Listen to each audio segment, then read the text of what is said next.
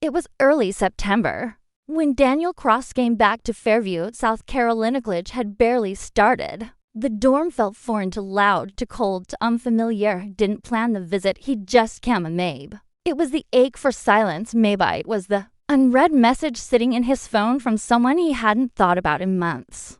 Claire Whitman, she wasn't family, but close a neighbor, his mom's friend before the divorce. She used to babysit him when he was a kid. Back then she was protective, warm, always baking something or folding laundry while listening to his endless stories. No, her texts were different, not alarming, just hello, you doing okay? If you're in town, stop by, could use a friend. He hadn't seen her since last year. Her son Mason, on Daniel's best friend, had moved to Cautionary and never looked back. Claire had gone through a bitter split, and now she lived alone in that same red brick house on Myrtle Lane. That Saturday, Daniel found himself on her front porch. Sun hung low, the air was warm, leaves rustled like whispers above his head. Heck knocked, the door opened after a few seconds. She stood there barefoot, wearing an oversized gray shirt, her hair half pinned up like she'd tried. But given up halfway, she looked tired, but striking in a way that surprised him. Daniel, she blinked, then smiled. You really came? He shifted, hope. This isn't word, it's not, she said softly. Come on. The house smelled like cinnamon and clean linen, familiar but emptier as they passed the hallway. She paused, tossed straight in a picture of her and Mason from years ago.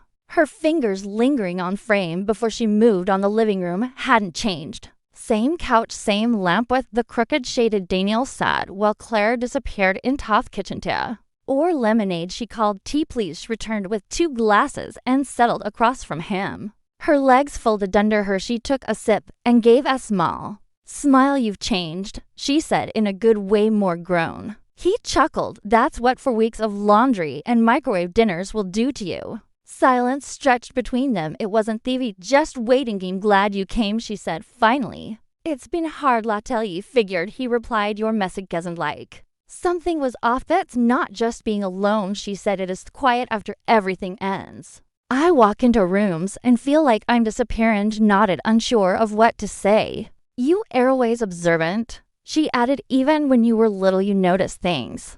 Daniel didn't know how to respond. The honesty in her voice made her feel unfamiliar. And familiar all at once. Not just Mason's mom, not just someone's ex-wife, just a woman unraveling. I didn't reach out for advice, she said, voice barely above a whisper. I just wanted someone who doesn't see me as a mess. I don't, he said simply. She let out a breath, blinking quickly. Thank you. They sat quietly, the only sound the clink of ice in their glasses.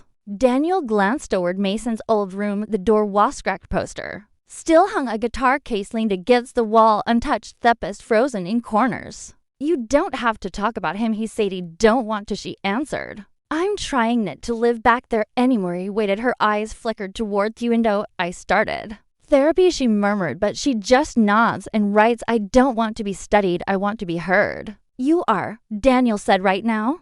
Claire looked at him like she was trying to believe. Edie, remember when you and Mason built that ridiculous tree fort with duct tape? It nearly collapsed. He grinned. It lasted 2 summers. She laughed genuinely this time. You were always steadier than him. Her fingers trembled around the glass. I think what I'm trying to say is I miss being seen. I miss being something. Tosimiani's throat tightened. Your note invisible stood and walked slowly to the window. Sunlight streaking her skin. Ingold, do you think people deserve a residence? He said without hesitation. Simities. All we need is someone to remind us we can. She turned to face him, eyes soft and tired of waiting for that moment. Heg up and joined her at the window. You're already in it, he said. Claire smiled. You coming here? This meant more than you know. He nodded. You don't. They have to carry it alone. As he moved toward the door, she followed. No, in a cardigan, arms loosely wrapped around herself. Opened the door slowly, the breeze lifting the edge of her